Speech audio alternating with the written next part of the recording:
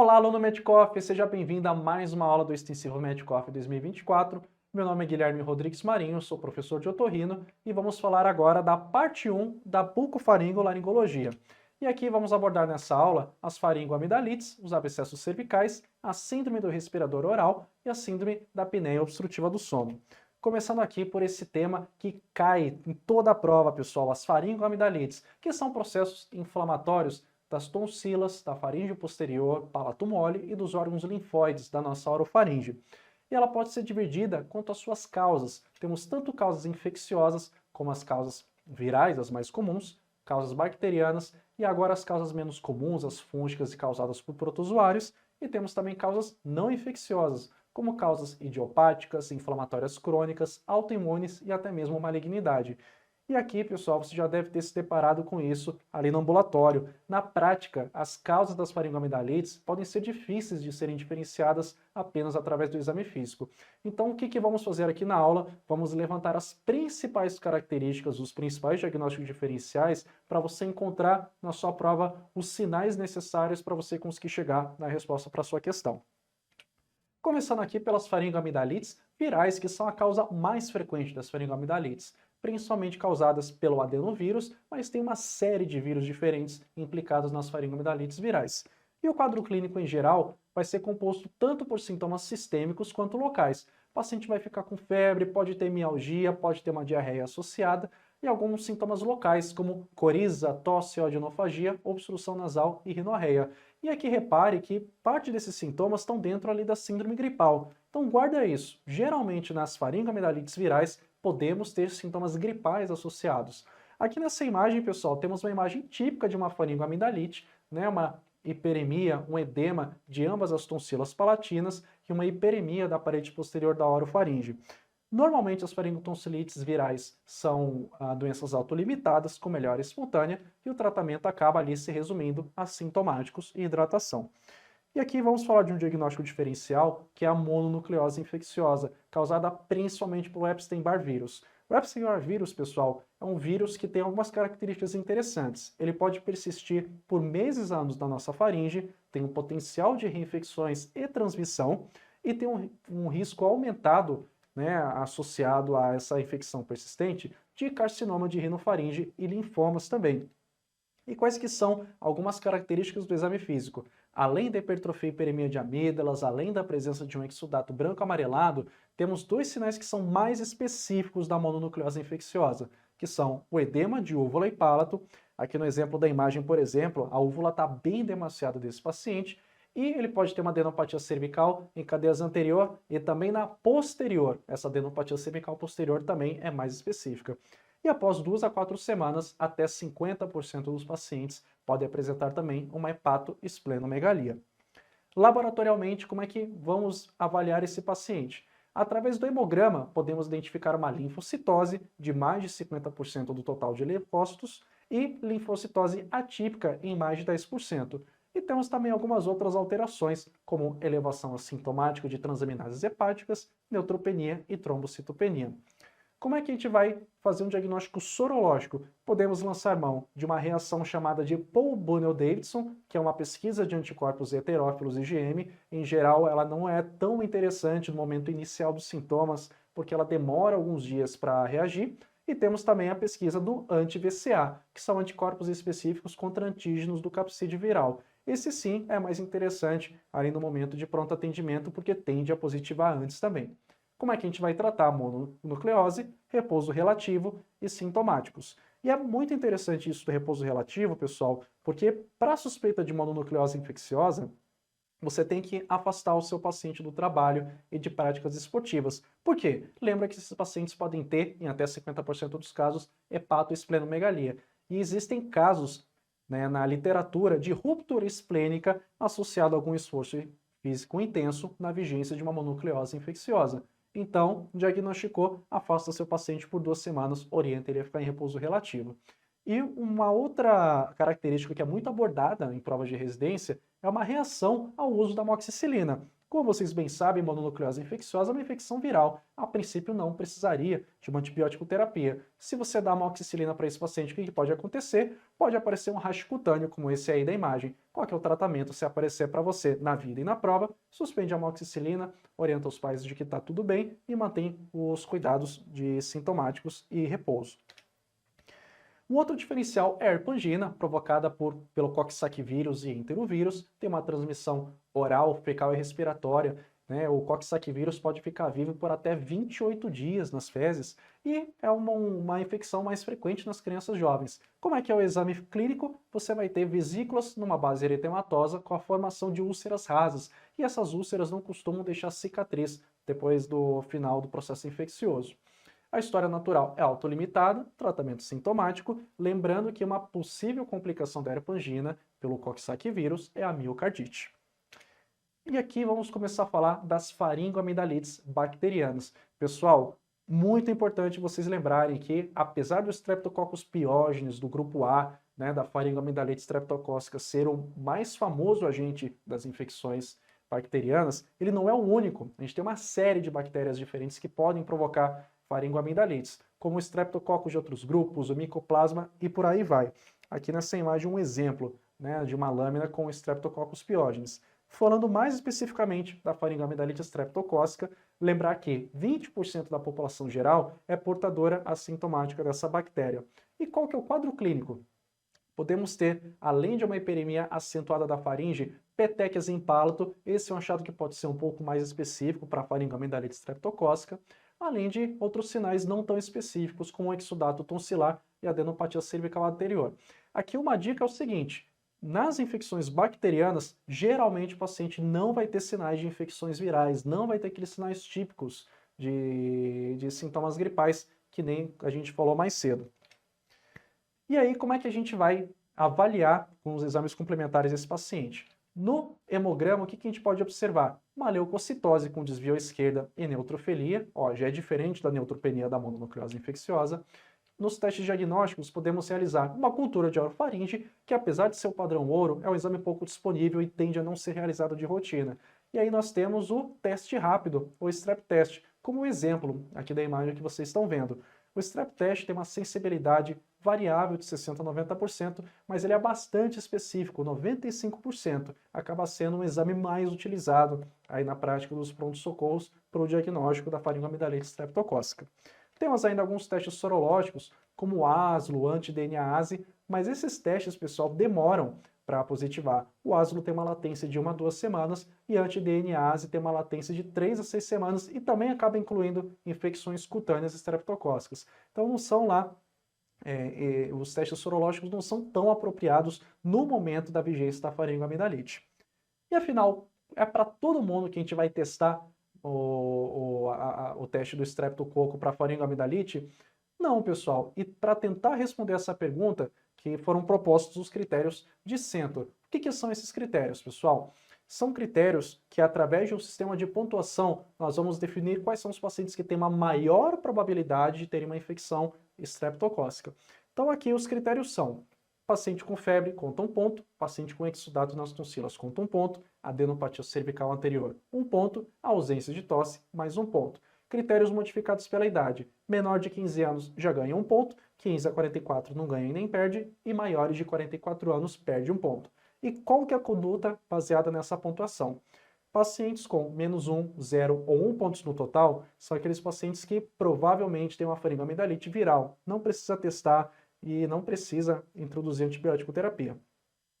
Pacientes com pontuação de 2, 3, 4 e 5, a conduta é a mesma: cultura ou teste rápido e, se positivo, antibiótico terapia. Muito cuidado com pegadinha de questão. Em nenhum momento, mesmo numa pontuação de 5, por exemplo, você vai pular direto para o antibiótico através dos critérios de Centor. Os critérios de Centor, eles indicam para você testar primeiro para depois começar o antibiótico.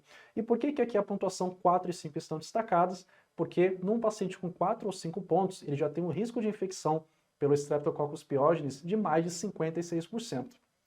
E aí, pessoal, quando a gente vai tratar a faringoamidalite streptocócica, quais que são os objetivos? Reduzir os sintomas, óbvio, mas também erradicar o Streptococcus pyogenes, prevenir complicações supurativas e também prevenir a febre reumática, uma complicação não supurativa bastante comum da faringoamidalite streptocócica. Lembrando que a antibiótico terapia não é eficaz na prevenção das glomerulonefrites pós-estreptocócicas.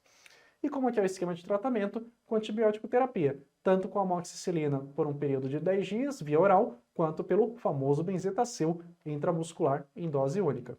E um dado interessante de você saber também é que 80% dos pacientes apresentam uma cultura negativa depois de 24 horas de antibiótico terapia. Então, se alguém te perguntar quando que você pode liberar a criança para voltar para a escola, só depois de 10 dias de antibiótico, não, pessoal. De 24 a 48 horas após o início do tratamento, essa criança, teoricamente, já pode estar liberada para voltar para atividades escolares. E aí vamos falar um pouco sobre as complicações das faringoamidalites streptocócica. Tem uma série de complicações não supurativas, como a escarlatina, febre reumática, glomerulonefrite difusa aguda, PANDAS, síndrome do choque tóxico, que não vão ser o objeto aqui dessa aula, porque já são abordadas, né, em outras aulas aí do extensivo. Vamos falar aqui mais especificamente das complicações supurativas, em especial o abscesso periamidaliano. O que é o abscesso periamidaliano? É um abscesso que se forma num espaço chamado periamidaliano, que fica entre a cápsula da amígdala e a parede lateral da nossa orofaringe, que é composta pelo músculo constritor superior da faringe. Esse é um espaço virtual, normalmente só tem tecido fibroso nele, mas na vigência de uma complicação infecciosa, você começa a juntar pus ali dentro, começa a dissecar esse espaço virtual, formando o abscesso periamidaliano. E essa aqui é uma imagem típica de exame físico, no caso aqui um abscesso periamidaliano à esquerda. Observem aqui que a loja periamidaliana à esquerda está super abaulada e ela acaba deslocando contralateralmente a úvula do paciente. A úvula está apontando para o lado sadio. E aí, como é que é a clínica desse paciente com abscesso? É o paciente que vai se queixar de piora dos sintomas sistêmicos, piora da odinofagia, às vezes ele pode referir até a lateralidade, ele vai ter uma disfagia progressiva e às vezes ele chega até com a voz alterada. É uma voz que chamamos de voz amatatatante, como se tivesse realmente alguma coisa presa ali dentro da garganta dele. Exame físico, como nós comentamos, tem um abaulamento da loja amidaliana, tem um desvio contralateral da úvula e o paciente pode ainda ter trisma, uma dificuldade de realizar a abertura bucal completa. Como exame complementar, podemos lançar mão da tomografia de pescoço com contraste. Qual que é a ideia de uma tomografia? É a gente diferenciar entre a existência de um abscesso ou somente de um flegmão. Aqui nesse exemplo da imagem, a gente tem claramente um abscesso ali no espaço periamidaliano à direita. Notem aquela lesão hipoatenuante com halo periférico hiperatenuante. E a tomo também é importante para avaliarmos se temos outros espaços cervicais acometidos, que aí seria uma outra complicação desse tipo de abscesso. É importante também, na avaliação de abscesso periamidaliano, pesquisarmos ativamente alguns sinais de alarme. Quais que são esses sinais? Alteração de sinais vitais e sepse, dispneia, restrição da mobilidade cervical, alteração de pares cranianos, hiperemia ou abaulamentos nessa região cervical e torácica, ou crepitação subcutânea nesse território também. Por quê? Porque isso pode ser um indício para nós de que esse abscesso está saindo daquele espaço periamidaliano e está se disseminando para outros espaços cervicais, que aí é um outro quadro com uma gravidade ainda maior. Para o abscesso somente periamidaliano, qual que vai ser o nosso tratamento? Vamos realizar ou uma punção em drenagem sob anestesia local ou uma drenagem sob anestesia geral desse paciente, sendo que pode ou não ser realizada a amidalectomia no mesmo tempo cirúrgico, não é obrigatório tirarmos a amígdala no mesmo tempo. E aí aqui, pessoal, para antibiótico terapia, a gente não está lidando mais só com Streptococcus pyogenes, a gente está lidando com uma flora polibacteriana. Então não adianta a gente dar somente o benzetacil ou somente a amoxicilina. Aqui a melhor indicação é cobrirmos uma flora polibacteriana com amoxicilina combinada com clavulanato, por exemplo, ou com clindamicina. E aí, pessoal, o paciente tem várias infecções de garganta, precisa tirar a amígdala? Uma das formas de tentar responder essa pergunta são alguns critérios chamados de critérios de Paradise. O que eles tentam mostrar para nós? Que um paciente pode ter uma indicação relativa se ele tiver 7 episódios de faringoamidalite bacteriana em um ano, ou 5 episódios por ano por 2 anos consecutivos, ou 3 episódios por ano por 3 anos consecutivos. A gente vai falar agora de um diagnóstico diferencial das faringoamidalites bacterianas, não tão famosa quanto a streptocócica, que é a difteria, pessoal, causada pelas bactérias Corynebacterium. E ela é atualmente bastante rara graças à cobertura vacinal. Como é que ela é transmitida? Através de gotículas respiratórias, com tempo de incubação médio de 1 a 6 dias, E o quadro clínico é típico de uma faringoamigdalite bacteriana, sendo que podemos ter ainda algumas manifestações cutâneas. Exame físico, o que você pode encontrar de específico na difteria? Placas que descrevemos como pseudomembranosas, bastante aderentes às tonsilas e à úvula. É uma placa que está super grudada, que não sai por nada. Além de uma adenopatia submandibular e cervical. E além disso, também a presença de úlceras cutâneas, também como aqui no exemplo da imagem, bem delimitadas. E pessoal, por que eu estou falando da difteria para vocês se ela é tão rara?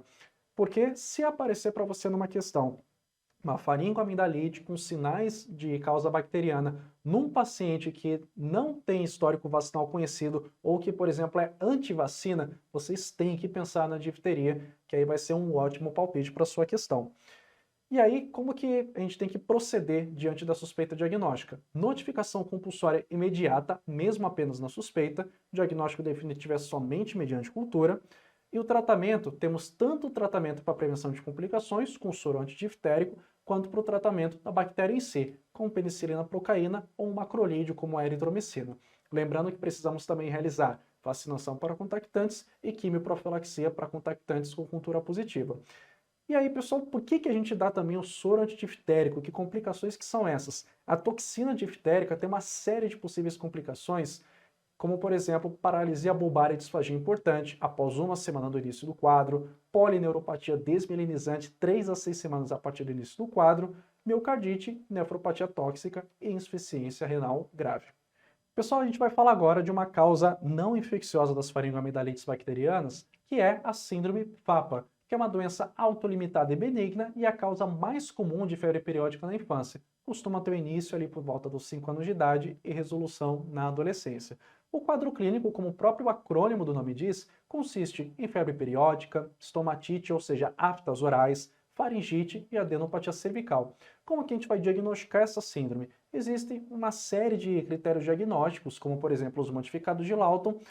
Aqui a ideia não é você decorar esses critérios, pessoal, é você entender a ideia por trás de cada um deles. Aqui, por exemplo, nós temos 3 ou mais episódios febris, com menos de 5 dias de duração, em intervalo singular de 3 a 6 semanas. Não precisa decorar os números, guarda que é uma criança que tem episódios febris de curta duração recorrentes. Além disso, é um paciente que tem também faringite ou adenopatia cervical dolorosa ou aftas orais dentro desses períodos e tem o desenvolvimento neuropsicomotor dentro da normalidade. E quando você trata com corticoide, o paciente tem uma ótima resposta. Em 24 horas é uma criança nova. E aí a gente já parte também para o próprio tratamento da síndrome FAPA, que é justamente com corticoide, como por exemplo a prednisona na dose de 1 a 2 mg por quilo. Em casos muito refratários, podemos, entre as crises, fazer uma profilaxia com colchicina e existe uma evidência de benefício da amidalectomia para ajudar na resolução dessa doença também. Aí vamos ver algumas questões então das faringoamidalites. A Unifesp nos perguntou em 2022 de um menino de 17 anos de idade, e aí ele vem com um quadro típico ali de uma faringoamidalite bacteriana, só que há um dia ele está começando a ter dificuldade para deglutir, está com a voz abafada. Na uroscopia, o que o examinador está vendo? Abaulamento do pilar anterior à direita com desvio contralateral da úvula, sem abaulamento cervical. Qual que é o diagnóstico mais provável? Aqui é um diagnóstico bastante típico, pessoal, de um abscesso periamidaliano. E aqui, por que não podem ser as outras alternativas? Letra A, angina de Pauwels-San. Nossa, eu nunca ouvi falar disso. Pauwels-San, pessoal, é um tipo de faringoamidalite, também bacteriana, mas que consiste numa lesão ulcerada, até necrótica, da amígdala. Ela é causada principalmente por bactérias gram-negativas e anaeróbias, e ela está muito associada, apesar de não ser exclusiva, de condições de má higiene oral. E é uma lesão tão esquisita que às vezes a gente fica até com um diagnóstico diferencial de malignidade quando a gente se depara com o Pauwels-San. Mas aqui não cabe dentro aqui do caso clínico apresentado. A angina de Ludwig a gente vai ver mais para frente, mas é um abscesso que é submandibular bilateral e submentoniano. Também não é compatível com o caso apresentado. E por fim, faringoamidalite por Clostridium. Pessoal, a faringoamidalite pelo Clostridium é raríssima e os casos que existem na literatura são principalmente de faringoamidalites fulminantes, ou seja, de rápida progressão de óbito em questão de poucos dias, que também não é o caso aqui da nossa questão, reforçando então a alternativa D como a nossa resposta correta. Questão seguinte, a USP nos perguntou em 2022 sobre essas assertivas das faringoamidalites. Letra A. A mononucleose infecciosa é caracterizada pela presença de um exudato amarelado firmemente aderido. Pessoal, essa é uma descrição que lembra, na verdade, a pseudomembrana da difteria. Mas tudo bem, vamos continuar. E requer antibiótico terapia. Pronto, a gente já sabe que está errado, mononucleose infecciosa é viral. Próxima alternativa. Observar o quadro possivelmente bacteriano sem antibiótico terapia em um primeiro momento é aceitável, uma vez que as complicações das faringotonsilites são raras. Pessoal, não. Primeiro que as complicações não são raras. Segundo que o objetivo da antibiótico terapia, além da erradicação dos sintomas, é erradicar o Streptococcus pyogenes e reduzir a chance da febre reumática. Então, a alternativa B também não é uma alternativa bacana. Letra C. O Streptococcus pyogenes é o principal agente bacteriano isolado nas culturas, inclusive em quadros refratários e recorrentes. Correto, alternativa autoexplicativa, letra C responde a questão. E por fim, letra D, otalgia reflexa. O que é isso, pessoal? Quando a gente tem um processo inflamatório na orofaringe, seja uma causa viral ou bacteriana ou não infecciosa, a gente pode ter irritação de alguns ramos do nervo glossofaríngeo. E um possível sintoma dessa irritação é uma sensação de dor no ouvido. Mas aí, depois que você resolve essa causa inflamatória, a dor melhora imediatamente também. Então, na alternativa, a otalgia reflexa associada ao quadro infeccioso é relativamente comum, correto? E pode demorar algumas semanas para melhorar totalmente. Incorreto. Acabou o processo inflamatório, melhorou a otalgia reflexa. Questão seguinte da UFRJ. Menino de 3 anos de idade, com episódio de repetição a cada 2 meses no último ano, de odinofagia, com faringite, febre, aftas e adenite cervical. Então olha só, pessoal, como eu não estou mentindo para vocês. Você não precisa decorar ao pé da letra aqueles critérios que eu falei para você. É só ver o padrão da questão. Ele está falando de uma criança jovem que tem com uma frequência regular uma faringite junto com febre, aftas e adenite cervical. Aqui é o nosso principal diagnóstico diferencial, é a síndrome de FAPA, e como vocês viram, a melhor conduta é a prescrição de corticoide oral. Alternativa correta, a letra C. E por fim, o ABC perguntou de maneira bem direta. De acordo com os critérios de Paradise, deve-se indicar amidalectomia em pacientes que apresentem faringotonsilite bacteriana com qual frequência? Aí é decoreba, pessoal. 7 episódios em um ano, ou 5 episódios por ano por 2 anos consecutivos, ou 3 episódios por ano por 3 anos consecutivos. Alternativa correta, B de bola. A gente vai avançar agora para o tópico de abscessos cervicais, pessoal, que são infecções graves com alta morbidade e mortalidade, e frequentemente a gente não vai ter só o Streptococcus pyogenes, a gente vai ter uma flora polibacteriana envolvida. Tem várias causas, tanto complicações das faringotonsilites, infecções odontogênicas, ingestão de corpos estranhos que tenham feito alguma perfuração, tanto no esôfago quanto na hipofaringe. Uma mastoidite complicada também pode levar a um abscesso cervical e também submandibulites. E qual que é a fisiopatologia por trás de um abscesso cervical? Você vai ter uma disseminação de uma infecção através de espaços cervicais, que são, assim como o espaço perimedaliano, espaços virtuais que nós temos em toda a região aqui da cabeça e pescoço, e são espaços formados entre as faces cervicais profundas. E à medida que você tem um abscesso cervical, ele vai dissecando esses espaços. E qual que é o problema? Que esses espaços têm comunicação com a base do crânio, com grandes vasos e com o mediastino, justificando aí a alta morbidade e mortalidade desses casos. E qual que é o quadro clínico? São pacientes febris, com mal-estar geral, inapetência e anorexia, podem apresentar ainda odinofagia, disfagia, trismo, aumento do volume cervical, como aqui nos exemplos da imagem, disfonia e dispneia, e geralmente eles vão ter uma história prévia de uma IVAS recente, algum tratamento dentário recente nas causas odontogênicas, história de corpo estranho faríngeo, e também cabe lembrar o uso de drogas endovenosas e também imunossupressão como possíveis fatores na história. E no exame físico, além da queda do estado geral e da sepse, o paciente pode apresentar dispneia, uma restrição importante da mobilidade cervical, alteração de pares cranianos, hiperemia ou abaulamentos na região cervical e torácica, e também a crepitação subcutânea. Por que eu sublinhei crepitação subcutânea? Porque se está crepitando é porque tem gás, porque tem bactéria produtora de gás dissecando ali os espaços cervicais, que é um quadro ainda mais grave dentro desses abscessos cervicais. E aí, como é que a gente vai tratar um abscesso cervical? O tratamento consiste na internação hospitalar, antibiótico terapia endovenosa empírica de largo espectro, tomografia de pescoço e tórax com contraste, avaliação cirúrgica precoce e considerar traqueostomia sob anestesia local se houver estreitamento de vias aéreas. Professor, mas por que a tráquea com anestesia local, com anestesia geral não é muito melhor? O pessoal pensa da seguinte forma: A gente consegue ver isso bem aqui nessas duas tomografias. Aqui, a gente vê que o abscesso ele acaba fazendo o quê? Ele faz um estreitamento das vias aéreas. Ele acaba rechaçando as estruturas ao redor dele. Qual que é o risco que a gente tem de fazer uma anestesia geral nesse paciente antes de garantir a via aérea definitiva? O paciente perde tônus muscular e esse abscesso acaba terminando de ocluir a via aérea. Nesse caso, o paciente entra numa insuficiência respiratória aguda e ele morre em questão de minutos na sua frente. Então, nesses casos, a gente faz primeiro anestesia local, na pele, subcutânea e demais planos, e a partir do momento que a gente faz a incisão dos anéis traqueais e passa a cânula da traqueostomia, esse é o momento que a gente vai lá, insufla o cuff, o anestesista conecta a cânula da traque no ventilador e aí faz a anestesia geral para o restante da cirurgia seguir sem problemas.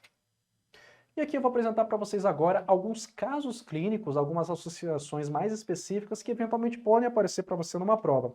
A primeira é o seguinte, imagina um paciente com abscesso cervical e junto ele tem uma trombose da via jugular interna e uma embolia séptica para órgãos distantes. Pausa o seu vídeo, vê se você consegue identificar esses achados na tomografia e se você identificou aqui essa falha de enchimento na via jugular interna esquerda, parabéns, e meus parabéns também se você identificou esse foco aqui de embolia séptica no parênquima pulmonar. Um paciente com esse conjunto de sintomas é um paciente que tem uma síndrome de Lemierre. Qual que é a chave para a gente entender a síndrome de Lemierre, pessoal? A gente tem um espaço cervical que se chama bainha carotídea, que é um espaço que contém uma série de estruturas nobres, como a veia jugular interna, artéria carótida comum ou carótida interna, a depender da altura que a gente estiver no pescoço, e alguns pares cranianos, principalmente os pares nono, décimo e 11º, respectivamente o glosso faríngeo, o vago e o espinal acessório, além de alguns ramos simpáticos cervicais. O que acontece quando o processo infeccioso do abscesso se dissemina para essa bainha carotídea? Ele pode acabar levando a trombose da via jugular interna e através da via jugular interna a gente pode ter essa embolia séptica para órgãos distantes. Caso seguinte, imagina que chega um paciente com abscesso cervical e anidrose facial, pitose palpebral e miose. Aí, seguindo o mesmo raciocínio da disseminação para a bainha carotídea, podemos ter uma síndrome de Horner. Por quê? Por uma lesão do plexo simpático na bainha carotídea, secundária ao processo infeccioso inflamatório.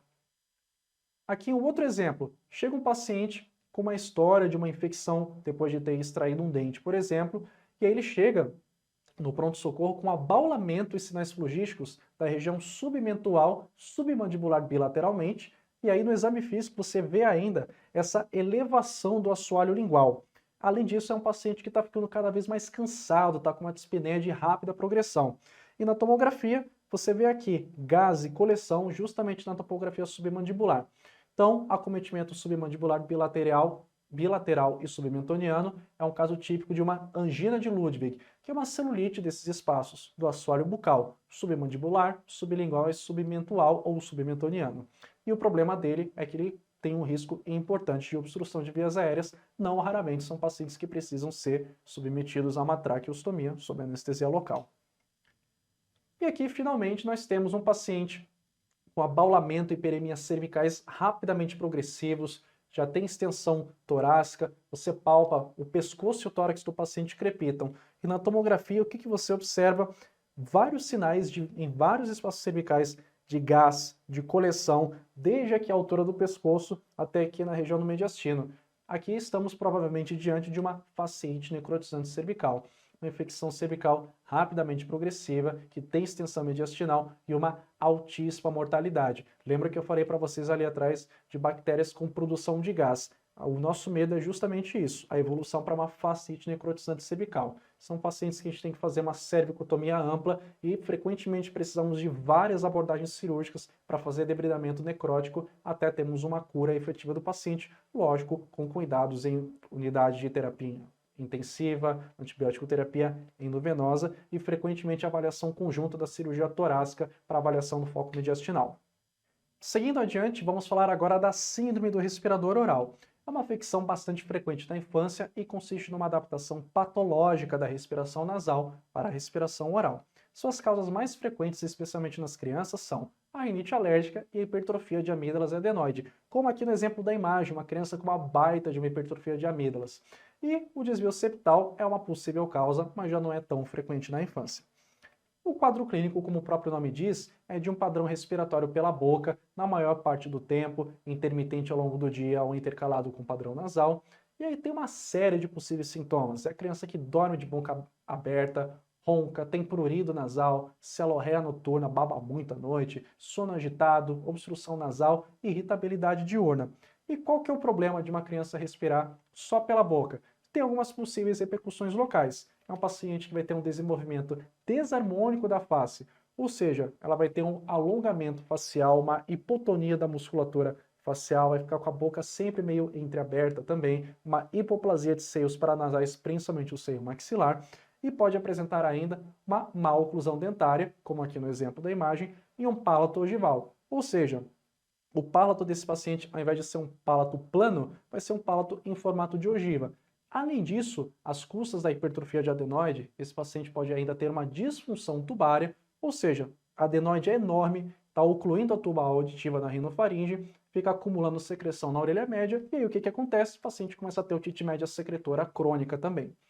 E também são pacientes mais propícios a desenvolverem uma rinite crônica ou aguda recorrente.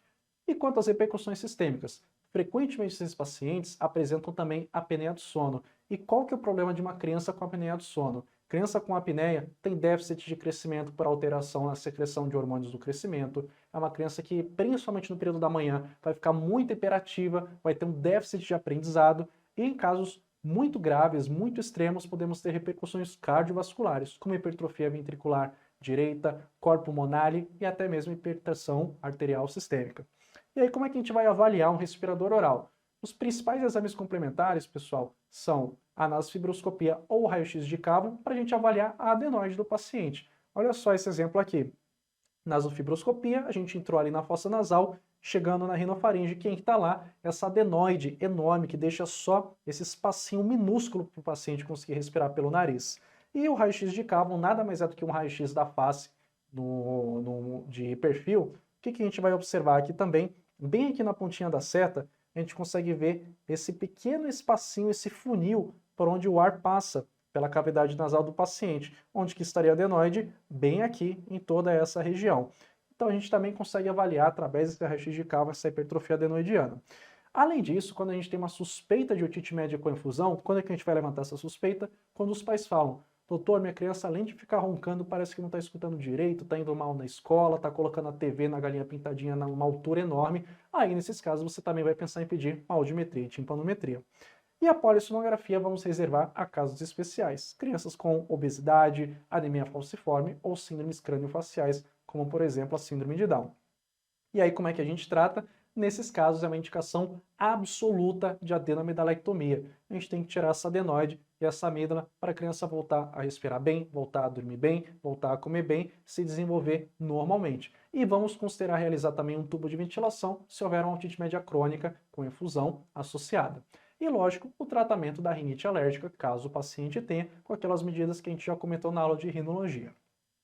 Seguindo adiante, para finalizar essa aula, vamos falar da síndrome da apneia obstrutiva do sono. Pessoal, como é que surge a síndrome da apneia obstrutiva do sono? A gente começa tendo um colapso da via aérea superior durante o sono. Esse colapso pode acontecer na região do palato mole, na região da orofaringe, hipofaringe ou da epiglote, e a gente pode ter reduções parciais no caso das hipopneias ou totais no caso das apneias do fluxo de ar. Qual que é o problema da gente ter essa redução do fluxo de ar? Isso leva a respostas de ativação cerebral, que levam a despertares ou microdespertares durante o sono. E isso acaba levando a uma superficialização do sono. O que acontece então? O sono começa a ficar muito fragmentado. Aí o paciente vai começar a apresentar sonolência diurna excessiva, prejuízo funcional, e a gente sabe que ele tem um aumento no risco de doenças crônicas, como depressão, doenças cardiovasculares e distúrbios metabólicos, como a própria síndrome metabólica. Além disso, por que esse paciente apresenta um estreitamento das vias aéreas superiores? O paciente pode ter uma série de fatores, como por exemplo, uma mandíbula e maxila retroposicionada, uma hipertrofia de amígdalas adenoide, macroglossia, ou seja, uma língua muito grande, hipertrofia da epiglote e tecidos moles abundantes, principalmente naqueles pacientes mais obesos, com pescoço mais curto. E alguns outros fatores de risco são pacientes do sexo masculino, com mais de 40 anos de idade, obesos e no sexo feminino, pacientes após a menopausa. E a gente sabe também que tem influência o uso de álcool e tabaco, sedativos e relaxantes musculares na gênese da apneia do sono. Bom, o quadro clínico é bastante típico, com certeza você já viu um paciente com roncos noturnos e apneia, sonolência diurna excessiva, alterações de memória, uma cefaleia matinal e uma sensação de que o sono noturno não é reparador. Aqui já vale a pena você anotar, existe uma escala para fazer uma avaliação objetiva desses sintomas, que é a escala de sonolência de Epworth, na qual o paciente vai responder a um questionário respondendo o quanto é fácil ele pegar no sono em determinadas atividades do dia a dia. Quando esse paciente tem uma pontuação mais de 10 pontos, podemos dizer que ele tem uma sonolência diurna excessiva. Inclusive, fica o convite para você testar em você mesmo essa escala de sonolência de Epworth. Bom, no exame físico, o que a gente vai observar? O IMC do paciente, as fossas nasais, para ver se ele tem algum outro motivo para ter uma obstrução nasal, por exemplo. Além disso, a avaliação da orofaringe e hipofaringe e laringe. Como é que a gente vai conseguir avaliar a hipofaringe e a laringe? Principalmente através da nasofibroscopia. Na horoscopia, nós precisamos avaliar tanto o grau de hipertrofia da amígdalas quanto o malampate do paciente. São fatores que vão fazer diferença na nossa decisão terapêutica para ele mais tarde. Como que a gente avalia a hipertrofia das amígdalas? Uma amígdala grau 0 é uma amígdala inexistente, é um paciente que já fez amidalectomia. Grau 1 é uma amígdala pequenininha que está aqui escondida atrás do pilar anterior. Grau 2 é o seguinte, pessoal. Imagine uma linha que vem desde aqui a úvula até essa parede mais lateral da orofaringe. A amígdala grau 2 está ali em mais ou menos 50% dessa distância entre a úvula e a parede lateral. Já uma amígdala grau 3 é uma amígdala que ela está ali em mais ou menos uns 75% dessa distância da úvula até a parede lateral. Até finalmente o grau 4, que é praticamente 100% aqui desse trajeto. É uma amígdala enorme, praticamente uma encostando na outra. E o malampate, como vocês já devem ter visto antes, a gente tem que na classe 1 a gente consegue observar bem os pilares amidalianos, a ponta da úvula, a úvula e o palato mole. Na classe 2 conseguimos observar todas essas estruturas, à exceção da ponta da úvula. Na classe 3 não observamos mais a úvula, mas ainda observamos o palato mole. E na classe 4 a gente não consegue nem observar o palato mole do paciente. E aí, como é que a gente vai fazer uma avaliação objetiva e precisa do sono desse paciente? Através de uma polissonografia. Existem várias formas diferentes de se fazer uma polissonografia, mas a mais consagrada é a que o paciente dorme uma noite no hospital com uma série de aparelhos de monitorização. Então, monitorização de posicionamento do paciente, eletroencefalograma, eletrocardiograma e um medidor de saturação de oxigênio. E através disso, o examinador vai conseguir obter o índice de apneia e hipopneia, ou seja, vai conseguir ter uma medida de quantas vezes esse paciente está fazendo redução ou abolição do fluxo do ar enquanto ele dorme. E aqui a gente tem a pontuação do índice de apneia e hipopneia. O paciente que tem menos de 5 eventos de apneia e hipopneia por hora é um paciente que tem somente um ronco primário, ele não tem apneia do sono. O paciente com 5 a 15 episódios por hora tem uma apneia leve. 15 a 25 episódios, uma apneia moderada, e mais de 25 episódios por hora, uma apneia grave. E aí, como é que a gente vai tratar a apneia do sono? Dentro do tratamento clínico, para todos, vamos orientar mudanças de estilo de vida. Perder peso, cessar tabagismo e etilismo, medidas posturais, ou seja, orientar esse paciente a não deitar em decúbito dorsal, que costuma ser a posição mais associada à apneia do sono, e considerar o acompanhamento multiprofissional, principalmente, por exemplo, com nutricionista para auxiliar o paciente na perda de peso, com um clínico geral para uma avaliação metabólica completa, entre outros. Algumas outras medidas possíveis são o uso dos aparelhos intraorais, melhores indicados para pacientes com apneia leve. Qual que é a ideia do aparelho intraoral? A gente faz um avanço mandibular desse paciente enquanto ele dorme, a gente tenta ganhar um pouco de espaço, principalmente na orofaringe, durante o sono. E lógico, para o paciente poder utilizar esse aparelho, ele precisa ter um acompanhamento conjunto com o dentista. E, finalmente, o CPAP, que consiste numa injeção contínua de pressão positiva de ar nas vias aéreas superiores, e é o padrão ouro de tratamento na apneia moderada e grave. E caso você não saiba, temos também possíveis tratamentos cirúrgicos para a apneia do sono, a começar por mais um nome enorme da nossa aula, que é a uvulopalatofaringoplastia. O que é isso, pessoal?